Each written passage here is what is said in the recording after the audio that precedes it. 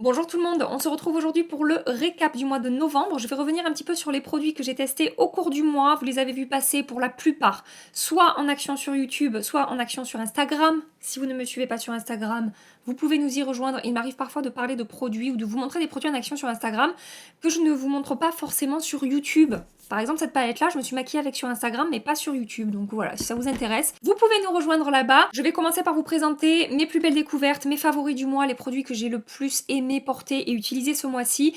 Et ensuite, je vous partagerai mes déceptions, les produits qui ne répondaient pas vraiment à mes attentes et que je ne vous recommande pas forcément si vous avez les mêmes goûts que moi. Je commence par les palettes de fard à paupières. On est dans la catégorie des favoris. On est du côté positif là pour commencer cette vidéo.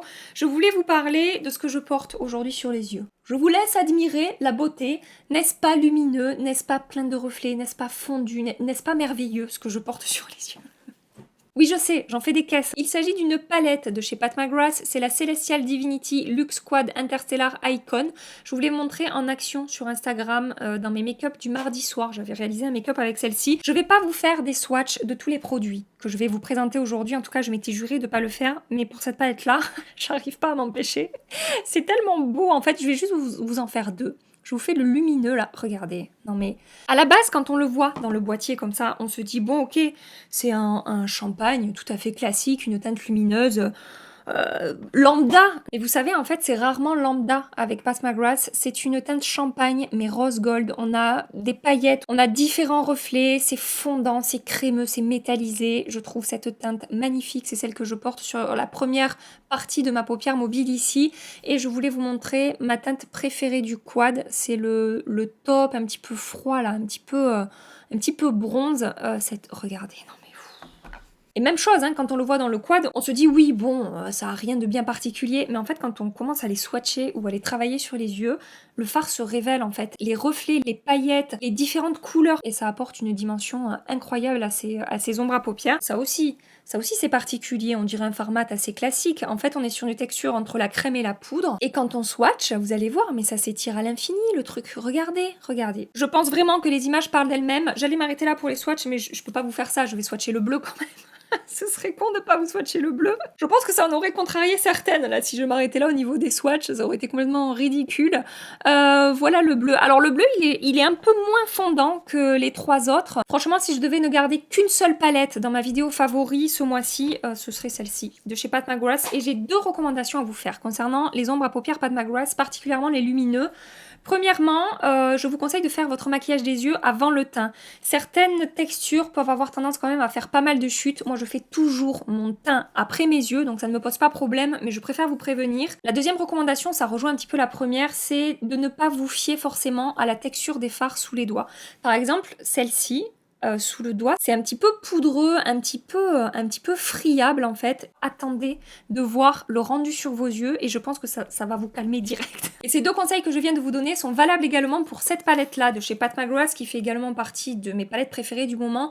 C'est la Mothership Mega Celestial Divinity. Je sais que vous êtes nombreux et nombreuses à avoir craqué pour cette palette. Quand j'ai reçu cette palette il y a quelques semaines de ça, je vous avais dit en story sur Instagram que certains lumineux étaient un petit peu poudreux et se défaisaient, j'ai pas d'autre mot que friable, faudrait que je regarde les synonymes de friable, mais voilà, c'était un petit peu friable sous le doigt, mais finalement appliqué sur les yeux, c'est la même chose quoi, je vais vous swatcher une teinte de la palette, hein. Je vais m'arrêter à une teinte, mais je vais quand même vous la swatcher, celle-ci, donc je vais vous montrer sur le doigt, regardez. Regardez, quand je vous dis que c'est poudreux en fait, ça fait un petit peu épais comme ça sur le doigt, et je vais swatcher la teinte. Voilà. Depuis que je l'ai, j'ai dû me maquiller franchement entre 10 et 15 fois avec. Ça fait un petit moment que je l'ai reçu. Et à chaque fois, j'ai adoré le rendu. Mon seul petit regret par rapport à cette palette, comme je vous avais dit, c'est que j'aurais aimé qu'il y ait un mat de transition marron. Parce que pour moi, la seule couleur de transition dans cette palette, c'est celle-ci. Donc ça aurait été merveilleux d'avoir une teinte de transition un petit peu chaude, un petit peu marron.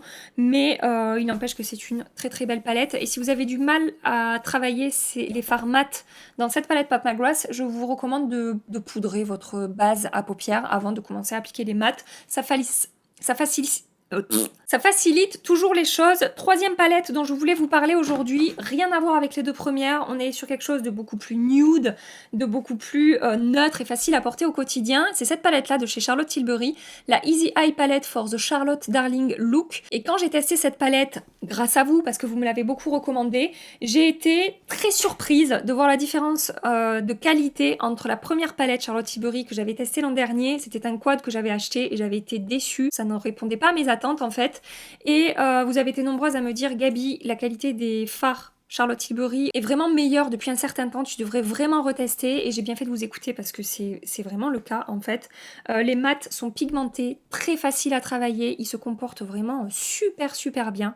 Regardez la pigmentation, vraiment très bonne pigmentation. Et les lumineux également se comportent super bien. Et pour le coup, ils sont vraiment lumineux.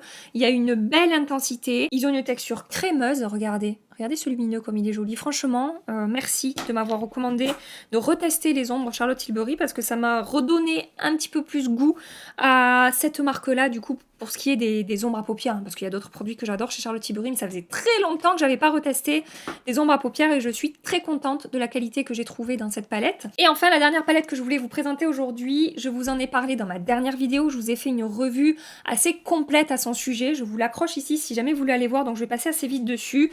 La Triochrome de Natasha Denona. Alors, est-ce que c'est ma palette préférée de chez Natasha Denona? Absolument pas. Il y a d'autres palettes que je préfère et qui me correspondent plus en termes d'harmonie de teinte, comme la Glam, la Bronze, la Gold par exemple, même la Biba. Mais j'ai pris beaucoup de plaisir à utiliser cette palette. J'ai réussi à faire toutes sortes de maquillages. J'ai fait des trucs très légers, mat, naturels, très faciles à porter au quotidien. J'ai fait des choses plus chargées. Je me suis amusée avec les triochromes, en les utilisant secs, en les utilisant humidifiés. Vraiment, je me suis bien amusée avec cette palette. Et franchement, j'aurais jamais cru, il y a 1 mois et demi de ça, vous dire que cette palette-là fait partie de mes plus belles découvertes du mois de novembre. Même moi, j'ai du mal à y croire. Je m'en souviens, j'étais en mode, il n'y a pas moyen, quoi. C'est n'importe quoi. Je passe maintenant à la catégorie lèvres. Je vais passer très rapidement sur ce que je porte aujourd'hui sur mes lèvres. Ce sont les rouges à lèvres Lisa Eldridge. Je vous en ai beaucoup parlé. Je les ai découverts au mois d'octobre, mais j'ai continué à beaucoup porter ces deux teintes-là, en fait, au mois de novembre. Donc, très rapidement, le packaging doré aimanté, très joli. Je passe vite dessus parce que comme je vous ai dit, je vous en ai beaucoup parlé. Donc ça, c'est la teinte Muse. Et donc la teinte que je porte aujourd'hui, c'est la teinte Fawn qui est ici. Donc Fawn et Muse ici. Pourquoi est-ce que j'aime ces rouges à lèvres? Ils sont pigmentés, faciles à appliquer, agréables à porter. Ils n'assèchent pas mes lèvres, ils ne marquent pas les petites ridules que je peux avoir sur mes lèvres. La tenue est également très bonne, je n'ai pas forcément besoin d'appliquer de crayon en dessous, ça va très bien tenir. Donc vraiment ce sont des rouges à lèvres d'une excellente qualité. Et dans le même style de rouge à lèvres mais à un prix beaucoup plus abordable, vous pouvez regarder ceux de chez Kiko de la collection Holiday Gems. J'aime beaucoup la forme de ce rouge à lèvres, le fait qu'il soit vraiment pointu comme ça, c'est hyper facile du coup pour faire le contour des lèvres si vous n'appliquez pas de crayon en dessous. La pigmentation est très bonne, ils sont agréables à porter. Ils évoluent peut-être un petit peu moins bien que les Lisa Eldridge dans la journée, ils tiennent un petit peu moins bien et ils vont marquer un tout petit peu plus mes lèvres, mais ça reste un produit avec un très bon rapport qualité-prix. Pardon, je vous ai pas dit, moi c'est la teinte numéro 5. Il y a des teintes quand même qui sont un petit peu plus nude, c'est la teinte qui est ici, et il y a également d'autres teintes un petit peu plus foncées. Toujours dans le même type de rouge à lèvres mat en raisin, je vous avais dit que j'avais une petite obsession en ce moment pour ce type de rouge à lèvres. J'ai acheté sur le site de Charlotte Tilbury ce rouge à lèvres là, qui est un mat également comme je vous disais, en teinte Super You. Alors je vous vois déjà arriver, ouais ok Gabi, tu nous présentes 4 rouges à lèvres, ils ont quasiment tous la même teinte. Non, il n'a pas la même teinte celui-là, il est un petit peu plus chaud, avec des sous-tons un tout petit peu plus... pêche orangé, il est moins rose en fait que les autres. Je sais que les autres obsédés de rouge à lèvres me comprendront, hein, dans ce que je suis en train de vous raconter là. Non, ce ne sont pas les mêmes teintes. Et selon les maquillages que je vais appliquer sur mes yeux ou les blushs que je vais appliquer, eh ben, je vais varier un petit peu les teintes et ça peut faire la différence. Voilà, laissez-moi tranquille. Donc ce rouge à lèvres, la qualité des rouges à lèvres Charlotte Tilbury, je connaissais déjà. Ce sont de bons rouges à lèvres mat, ce ne sont pas mes préférés en termes de tenue en particulier. Je trouve que ce ne sont pas ceux qui tiennent le mieux. Mais bon, avec un crayon dessous, ça va, hein, c'est pas une catastrophe, ça file pas au bout de 2 minutes. Et après, ils sont pigmentés, ils sont fins sur les lèvres, ils sont agréables à porter également, ils n'assèchent pas vraiment les lèvres. Ce sont vraiment de très bons rouges à lèvres. Hein. Je chipote un petit peu au niveau de la tenue. Et c'est vraiment cette teinte-là en fait qui m'a plu. Il me semble que j'ai 6 ou 7 rouges à lèvres chez Charlotte Tilbury eh bien celle-ci, c'est ma teinte préférée. Et je suis trop contente d'avoir trouvé ce nude un petit peu chaud, un petit peu, il ressort même un poil marronné sur mes lèvres et j'adore. Ensuite, je voulais vous reparler de ce rouge à lèvres liquide là, de chez Chanel. Il s'agit du rouge Allure Ink Fusion en teinte 834 ambiguïté. J'ai galéré pour mettre la main sur ce rouge à lèvres. Je l'avais vu dans mon Sephora, il y a un moment de ça, en fait, au tout début où il est sorti, en fait, il avait qu'en testeur, il n'avait pas dans les rayons, et j'avais eu un coup de cœur pour la teinte que je vais vous montrer, et puis, je l'ai oublié. Je l'ai oublié, il est sorti de ma tête, j'ai plus pensé à ce rouge à lèvres, et je ne sais plus comment, mais je suis retombée sur ce rouge à lèvres sur internet, j'ai vu un swatch passer, et... Je me suis rappelé à quel point j'avais trouvé la teinte super belle et je suis partie à la recherche de ce rouge à lèvres et j'ai mis, je crois, 2 heures à mettre la main dessus. J'ai vraiment eu du mal à le trouver. Je vais essayer de vous trouver un lien et de vous mettre ça dans la barre d'infos, mais je suis pas sûre d'y arriver. C'était une édition limitée en fait. Donc si jamais il vous plaît, ben bonne chance. Je vous montre la teinte. Regardez. Regardez ce marron rouge chaud, pas trop foncé, mais pas trop nude non plus. Je trouve cette teinte absolument magnifique, je pense que vous l'aurez compris. Les rouges à lèvres liquides de chez Chanel, je connaissais déjà, j'avais déjà testé. Ils sont bien, ils sont très très fins.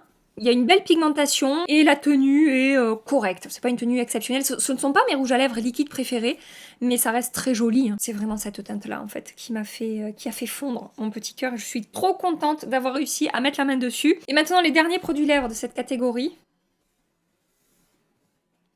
Vous savez, hein, si vous connaissez, vous savez. Ce sont les Latex Fever de Linda Alberg, je vous en ai beaucoup parlé. J'ai crié mon amour pour ce produit un petit peu partout. On est sur un rouge à lèvres qui s'applique avec un applicateur mousse comme ça. Donc ça, c'est la teinte Dusty Pink que je suis en train de vous montrer. Et après avoir testé et être tombée amoureuse de ce rouge à lèvres, de la qualité de ce rouge à lèvres là, j'ai également commandé la teinte Red Latex. Ce rouge est magnifique, c'est un vrai rouge, hein, bien vibrant, mais avec quelque chose d'un petit peu nude, un joli trait de liner noir là sur les yeux, et ça appliqué, c'est super super joli.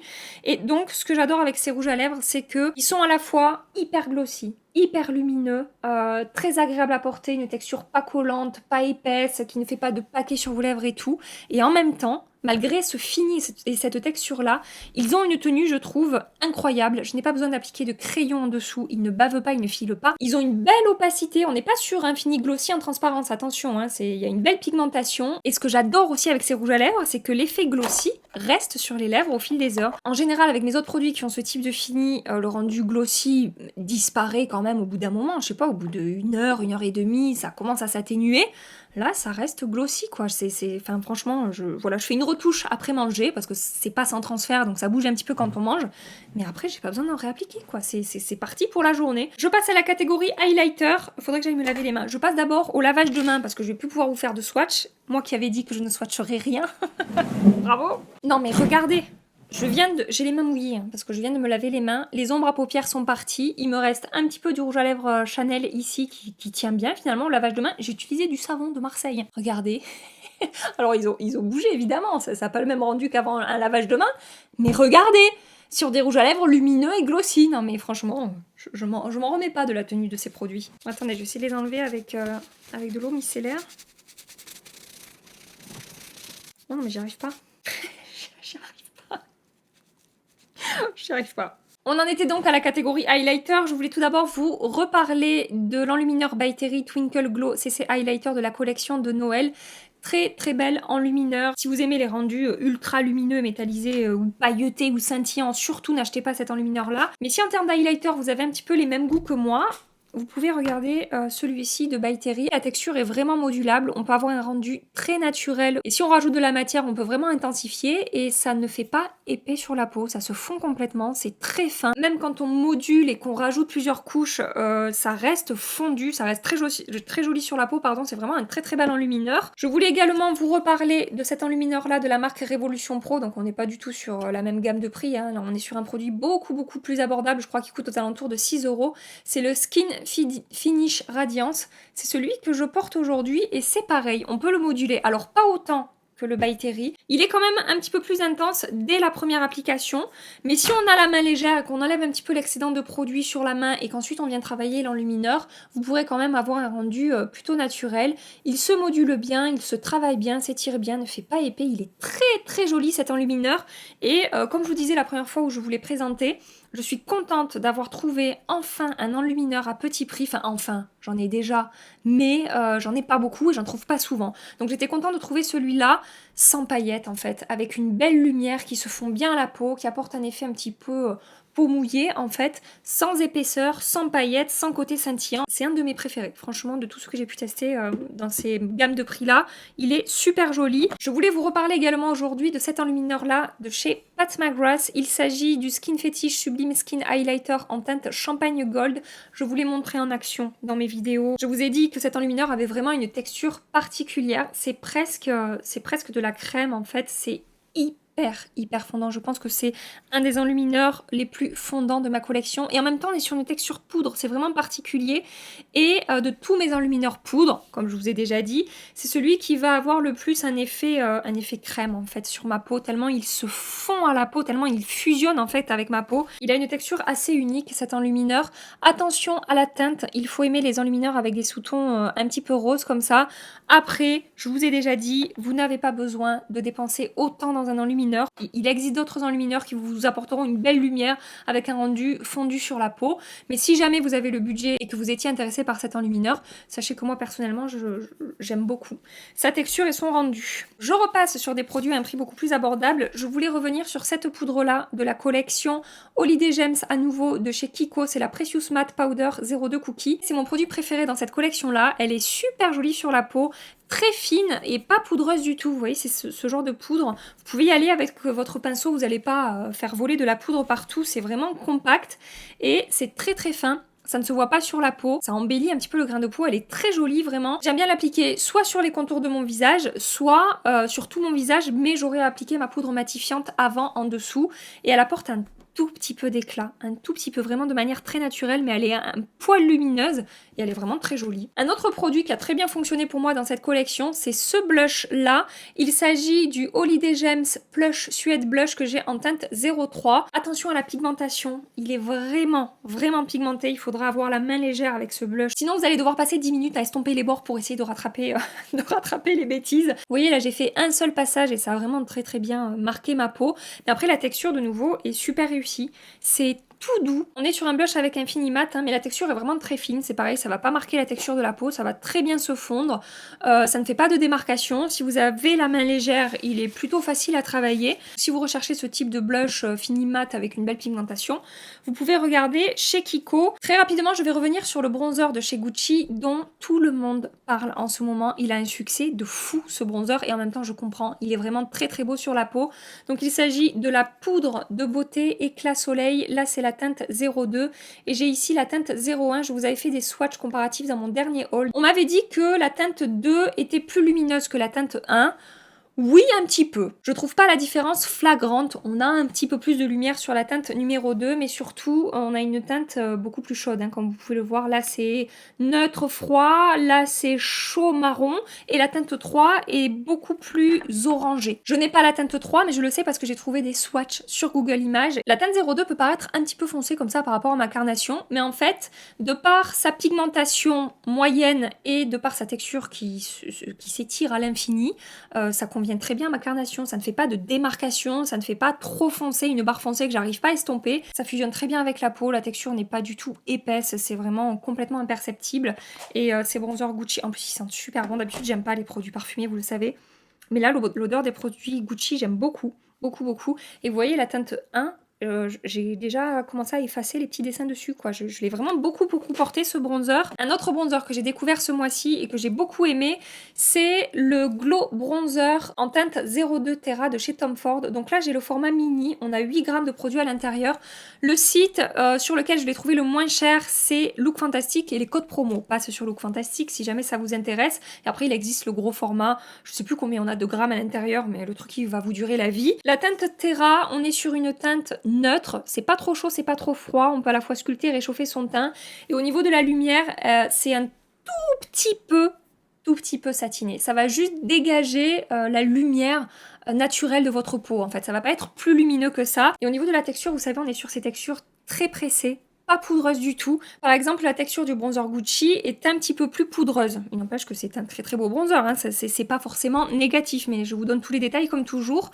Après, ne me demandez pas de partager ces deux bronzers, je sais pas. Je vous donne tout, comme d'hab, et après, vous faites votre choix. Et donc, je vous disais, c'est très pressé, tout doux, et ça s'applique super facilement. Et à chaque fois que je l'ai utilisé, que ce soit sur Instagram ou sur YouTube, j'ai eu pas mal de commentaires où vous me disiez, non mais on se rend compte à la caméra de la finesse de la texture et du rendu hyper diffus et fondu sur ta peau. Et c'est exactement ça. J'ai pas autre chose à dire pour décrire ce bronzer. Et un autre produit que vous avez également trouvé très très très beau sur ma peau, et je sais que vous êtes quand même quelques-unes à avoir craqué, c'est ce blush là, toujours de chez Tom Ford. Il s'agit du Sheer Cheek Duo en teinte 05 Lissome. Je vous avais dit que je voulais tester d'autres produits de Tom Ford parce que j'aime beaucoup la palette avec le bronzer crème et l'enlumineur crème. Et bien sachez que je suis très contente des produits que j'ai testés jusque-là, je les trouve vraiment très beaux sur la peau. Au niveau de la texture, ça se rapproche du bronzer, et je vous dis à chaque fois, comme par exemple pour le bronzer Pro Bronze Fusion de Make Up Forever, n'hésitez pas à y aller avec votre pinceau parce que sinon vous allez avoir l'impression qu'il ne se passe rien. Mais c'est juste que la texture n'est pas une texture poudre classique et du coup ça ne se travaille pas comme une texture poudre classique. Voilà, il faut bien prélever de la matière et après le rendu est ultra naturel sur la peau, ça dépose un voile de couleur sur votre peau et ça tient super bien, ça dégage un tout petit peu de lumière également. Vous pouvez les appliquer séparément, les teintes vous pouvez les mélanger, enfin vous faites un petit peu ce que vous voulez et je ne regrette absolument pas d'avoir un petit peu investi dans la marque Tom Ford parce que plus je découvre cette marque et plus j'aime ce que je vois en fait. Et on repasse sur une marque à tout petit prix. Je voulais revenir sur ces deux produits là de chez ELF. Tout d'abord, rapidement, parce que je vous en ai parlé 2000 fois, la poudre de finition Halo Glow Setting Powder, qui est une poudre un tout petit peu lumineuse, floutante, lissante, qui va embellir le grain de peau que j'applique sur les contours de mon visage, parce que ce n'est pas une poudre qui va contrôler l'excès de sébum, mais c'est une poudre qui va sublimer votre peau. J'ai eu beaucoup de retours très positifs de votre part, où vous me disiez merci Gabi pour cette recommandation, elle coûte moins de 10 € et elle est sublime sur la peau. Et je voulais aussi vous reparler de la base pour le teint mat petit primer, qui est une base un petit peu lissante et floutante et également matifiante. Elle fait très bien son taf. Comme je vous ai dit dans ma dernière vidéo également, c'est là que je voulais présenter, c'est pas celle qui va le mieux contrôler mon excès de sébum, mais elle fait quand même bien son taf, hein. Je vais pas briller au bout de 2 ou 3 heures, je vais briller au bout des 2 tiers de la journée. Et si j'applique un fond de teint et une poudre qui matifie un petit peu ma peau, j'aurai pas forcément besoin de faire de retouches. Après, en réfléchissant, j'ai testé récemment la Poreless Petit Primer, c'est le même packaging, mais la base est un petit peu rose. Et j'ai un petit peu de mal à voir la différence entre ces deux bases, parce que la Poreless Petit Primer, elle a également un effet du coup un petit peu floutant et lissant, elle est très belle sur la peau, elle se fond très bien, elle est très agréable à utiliser comme celle-ci, et elle a aussi, je trouve, un effet un petit peu contrôle de l'excès de sébum, et je me dis, il faudrait peut-être que je check la liste des ingrédients pour voir s'ils n'ont pas juste changé la couleur. Non, je me doute bien que non, mais si vous avez la Poreless, est-ce que vous avez besoin de la mat ? Pas sûr, et vice versa. Si vous avez la mat, vous n'avez peut-être pas besoin d'investir dans la Poreless Petit Primer. Voilà, mais en tout cas, c'est une très bonne base, et la Poreless Petit Primer est également une très bonne base. Toujours chez ELF, j'ai découvert ce mois-ci cet anti-cerne là. Il s'agit du 16h Camo Concealer que je suis obligée de mélanger en 2 teintes, parce que j'avais acheté une première teinte qui était beaucoup trop claire, qui était la Medium Peach, et j'ai acheté la Medium Warm, c'est l'anti-cerne que je porte aujourd'hui. C'est vraiment une très très belle découverte cet anti-cerne. Il a une belle couvrance, je dirais moyenne à forte. Il a une excellente tenue, je n'ai pas besoin de le poudrer, il tient du matin jusqu'au soir sans bouger, il ne file pas, il ne craquelle pas, il est vraiment très très joli sur le contour de l'œil. Et il a une texture également fine, il ne fait pas du tout épais, il ne fait pas cakey sur le contour de l'œil, il est très très beau. Par contre, il faut aimer les anti-cernes avec Infinimat, il ne faut pas avoir le contour de l'œil déshydraté, ça pourrait marquer un petit peu votre peau. Ils ont également une version hydratante, mais je ne l'ai pas encore testé. Et un autre produit sur mes cernes que j'ai adoré réutiliser ce mois-ci, je le connais depuis des lustres, ce produit, c'est un favori de très longue date, mais je me suis remise à l'utiliser sous mes anti-cernes. Il commence à camoufler, il m'apporte une première correction, je vous ai pas dit ce que c'était, c'est la CCA Eye de chez Herborian. Donc c'est un petit peu le même principe que la CC crème, ça sort blanc et puis après quand on le chauffe sur la peau, les pigments se libèrent et ça devient un produit teinté en fait. Et donc je vous disais, ça commence à apporter une première correction, ça illumine et ça apporte une texture hydratée à ma peau. Mes anti-cernes par-dessus s'appliquent à merveille et j'adore ce produit. Je passe maintenant à la catégorie flop. On va voir différents niveaux de flop dans cette catégorie-là. Les produits qui m'ont vraiment déçu et qui n'ont pas fonctionné pour moi et les produits pour lesquels je suis un petit peu mitigée. Je vais commencer par la catégorie que j'appelle ni oui ni non, donc la catégorie mitigée. À mon plus grand désespoir, dans cette catégorie-là, je mets ces deux ombres à paupières-là de chez Linda Alberg dans la gamme des Interstellar, la teinte Supernova et la teinte Multichrome. Et je dis à mon plus grand désespoir parce que si vous me connaissez un petit peu, vous savez à quel point j'aime la teinte originale de ces ombres Interstellar, un doré argenté scintillant absolument magnifique. Je vous ai mis les swatchs de ces deux teintes ici. Là vous avez Supernova et là vous avez Multichrome. Je vais commencer par vous parler de Multichrome. Je m'attendais à ce que ça soit plus métallisé que ça, en fait un petit peu comme les triochromes dans la palette Natasha Denona, hein.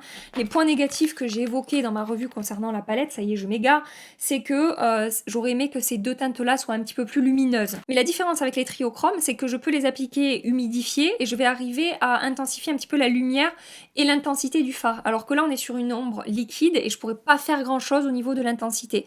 Voilà, donc c'est un petit peu fade à mon goût. Et pour la teinte Supernova, alors on n'est pas du tout sur le même fini. Cette teinte là se rapproche de la teinte originale dans ces ombres Interstellar. J'ai deux soucis par rapport à cette teinte là. Le premier, c'est que j'ai quand même du mal à obtenir un rendu uniforme. Au pinceau, j'ai pas réussi. J'arrive un petit peu mieux au doigt, mais c'est quand même un petit peu galère, je trouve un petit peu épais sur les yeux. Et le rendu n'est pas forcément hyper homogène, je trouve. Et le deuxième souci que j'ai, là, c'est qu'une question de goût. Ça n'a rien à voir avec la qualité du produit. Je m'attendais pas à ce que ça soit aussi bleu. D'ailleurs, quand je vous l'ai présenté en vidéo, vous m'avez dit, Gaby, tu nous as fait un maquillage Reine des Neiges. Et j'ai dit, mais oui, c'est ça. C'est exactement ça. Je suis la reine des neiges quand je porte ce produit-là. Je chante pas aussi bien qu'elle, attention. Je pensais qu'en l'achetant, ça serait en fait beaucoup plus argenté. J'ai également un avis mitigé concernant ce fond de teint-là de chez Huda Beauty. Il s'agit du Faux Filter Skin Finish. C'est son nouveau fond de teint crème en stick comme ça. Alors ce fond de teint a beaucoup de succès. J'ai vu beaucoup de revues très positives le concernant. Mais pour moi, c'est un petit peu compliqué à appliquer. C'est ce que je vous ai dit dans ma vidéo Premières Impressions et je reste là-dessus.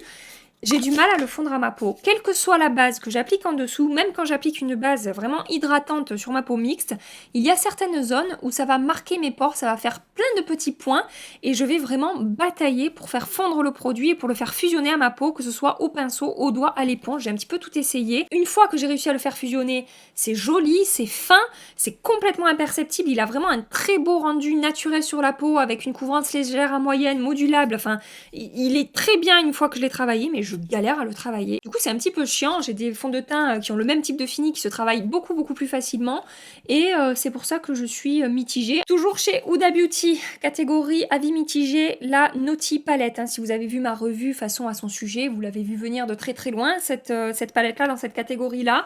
Autant il y a des fards que j'adore dans cette palette, comme ce marbré-là, duochrome bleu et prune qui est magnifique, ce métallisé-là qui est sublime, cette ombre-là, je l'adore aussi, et autant il y a des fards avec lesquels j'ai du mal. Celui-ci, il est sec, il est volatile, je ne l'utilise que humidifié, sinon j'aime pas du tout son rendu sur la paupière. Cette ombre slippery, là, avec ce fini glossy, pour moi, elle n'a pas grand intérêt, et quoique, je sais comment la recycler grâce à vous. Vous m'avez dit, Gaby, teste-la sous une ombre à paupières, tu vas voir, ça intensifie la lumière, ça intensifie le côté métallisé, ça ressort super bien. Ça me permet, comme je vous ai dit, de recycler ce fard, mais il n'empêche que bon, c'est pas une réussite pour moi. Ce mat crème, entre la crème et la poudre là, je trouve qu'il est pas hyper facile à travailler. Bref, je vais pas vous refaire la revue entière de la palette, mais l'idée c'est qu'il y a des fards que j'adore dans cette palette et il y a des fards qui m'ont déçu. Toujours dans cette catégorie, j'ai mis cette palette là de chez Kiko, toujours dans la collection Holiday Gems. Il s'agit de la Glow Palette. On peut l'utiliser sur les yeux et sur le teint. Alors sur les yeux, je trouve que ça manque cruellement de lumière et franchement au swatch, je pensais avoir une belle lumière en utilisant ces produits sur les yeux. Au fur et à mesure où je vais travailler ces fards, je perds la lumière en fait et j'ai essayé au doigt, au pinceau, humidifié, pas humidifié, par-dessus une base, sans base, enfin j'ai un petit peu tout essayé. J'ai pas réussi à faire ressortir cette lumière là, c'est assez terne en fait. Et ensuite sur le teint, ça fonctionne. J'ai réussi à bien faire fondre la matière quand on prend le temps de bien la chauffer. Ça fusionne plutôt bien avec la peau. Par contre, c'est quand même assez scintillant, assez pailleté. Et je sais que c'est pas une palette vers laquelle je vais me tourner pour le teint. Et toujours chez Kiko, j'ai cette petite ombre à paupières là qui est la Infinite Sparkle Eyeshadow que j'ai en teinte 02 Coral. Alors au niveau de la texture, c'est très joli. Au niveau de la lumière, c'est très joli. Ce que je reproche à cette teinte, c'est que comme ça dans le packaging, vous voyez, c'est rose gold. On voit vraiment le rose et le doré. Et en fait, sur mes yeux ou au swatch ou peu importe, je ne vois que le doré. Je n'arrive pas à voir le rose. Et il y en a certains d'entre vous qui m'ont dit, quand j'ai testé cette ombre-là à la caméra, qui m'ont dit « Ah mais non, moi j'arrive à voir le rose. » Mais je sais pas où vous l'avez vu le rose, parce que vraiment moi j'arrive pas à le voir, à moins que je sais pas, j'ai des problèmes de vue, peut-être qu'il faut que j'aille consulter, j'en sais rien. J'aurais aimé avoir ces petits reflets roses là, mais j'ai beau les chercher, je ne les trouve pas. Et je passe maintenant dans la catégorie gros flop. J'ai 4 produits de chez Kiko. Tout d'abord, si vous avez vu ma vidéo, vous le savez très bien, ce stick là, donc c'est un stick double embout avec un côté un blush, un côté un highlighter. Alors le blush, j'arrive à peu près à le faire fonctionner, mais ça a quand même tendance à décrocher un petit peu mon maquillage en dessous. Par contre l'enlumineur, j'ai pas réussi. Et vraiment j'ai essayé, j'ai voulu, j'y ai cru. Mais la texture est sèche, pailleté, je n'arrive pas à l'étirer, je n'arrive pas à le faire fondre à la peau, j'arrive à rien en fait avec cet enlumineur, vraiment je n'y arrive pas. Alors peut-être c'est moi qui suis nulle, hein, peut-être vous adorez ce produit et qu'il est très beau sur vous, mais vraiment j'ai pas réussi et la texture et le rendu ne me correspondent absolument pas. Ensuite, toujours dans cette collection Holiday Gems, j'ai testé le 4D Lash Mascara qui est censé vous apporter du volume, de la longueur, de la courbure, il est censé tout vous apporter. Moi, il m'apporte de la longueur, c'est tout. Vraiment pas de volume, ça ne répond pas aux promesses par rapport à la description en fait, c'est pour ça aussi que je le mets dans les flops. Si ça avait été un mascara qui promet d'apporter que de la longueur, je vous aurais dit oui, il fait super bien son taf, mais non, les promesses vraiment c'est pas ça, et je m'attendais pas à ça avec ce mascara du coup.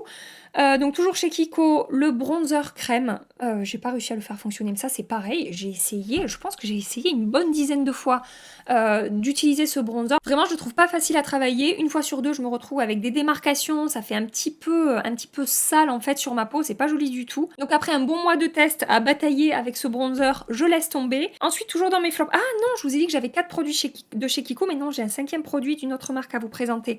Je finis avec Kiko, j'avais acheté le All Over Pearly crayon, toujours de chez Kiko, dans la collection Holiday Gems. C'est un crayon qu'on peut appliquer sur les lèvres et sur les yeux. La teinte est très jolie. Vraiment très jolie, vous voyez, ça donne ça. Sur les yeux, j'ai essayé, sur moi ça ne tient pas. Ça finit toujours par bouger un petit peu, par filer un petit peu dans mes plis de paupières, donc c'est un petit peu dommage. Et j'ai essayé sur les lèvres, parce que je me suis dit cette teinte sur les lèvres, ça va être super joli, mais ça n'évolue pas bien sur mes lèvres, ça sèche vite, ça craquelle un petit peu, ça a une texture un petit peu épaisse sur les lèvres, et du coup je ne l'utiliserai pas non plus sur mes lèvres, donc c'est un flop également. Et dernier flop de cette vidéo, j'aurais jamais pensé. En sélectionnant cette palette sur le site de Beauty Bay, je pensais vraiment que j'allais l'aimer parce que je n'ai vu quasiment que des avis positifs sur cette palette et j'ai pas réussi, vraiment. C'est la palette Smoke Session de Melt Cosmetics. Je vous l'ai présentée dans ma vidéo sur mes recommandations sur le site de Beauty Bay et je l'ai testée pour la première fois à la caméra avec vous et je vous ai dit non, pour moi c'est vraiment pas une recommandation. Premièrement, les mats, je les trouve hyper difficiles à travailler, que ce soit sur une base poudrée, sur une base non poudrée, sur une paupière sans base. Enfin, j'ai un petit peu tout essayé. J'ai essayé différentes bases et à chaque fois, j'avais un rendu patchy. J'ai essayé aussi différentes techniques d'application, c'est-à-dire avec un pinceau très fluffy, en déposant un tout petit peu de matière pour construire petit à petit, ça n'allait pas. En déposant beaucoup de matière et en estompant les bords, j'ai galéré aussi. Alors au bout d'un moment, j'arrivais à avoir un joli rendu, mais ça me prenait, franchement, 35 minutes par œil. Donc non, vraiment, c'est mat, je n'y arrive pas. Et au niveau des lumineux, j'ai 2 problèmes. J'ai cette teinte-là et cette teinte-là qui se glacent complètement en fait. Et à chaque fois, je viens frotter avec un goupillon et à chaque fois, ça recommence à glacer. Regardez, j'ai passé 3 fois mon doigt comme ça. Regardez l'intensité que j'ai sur ces lumineux-là. Alors que si je fais 3 fois comme j'ai fait, regardez, ça là, c'est une teinte qui fonctionne. Ça, pour moi, c'est 2 teintes qui ne fonctionnent absolument pas. Et je galère à prélever et je galère à redéposer sur mes yeux. Quand j'ai vu les avis sur les différents sites concernant cette palette, je me suis dit, mais je suis teubée en fait, c'est pas possible. Pourquoi j'arrive pas? Je me suis sentie stupide. Et mais vraiment, là, quand je vous montre, vous voyez bien que je vous dis pas n'importe quoi. Attendez, je vais essayer de reprélever le kaki. Regardez.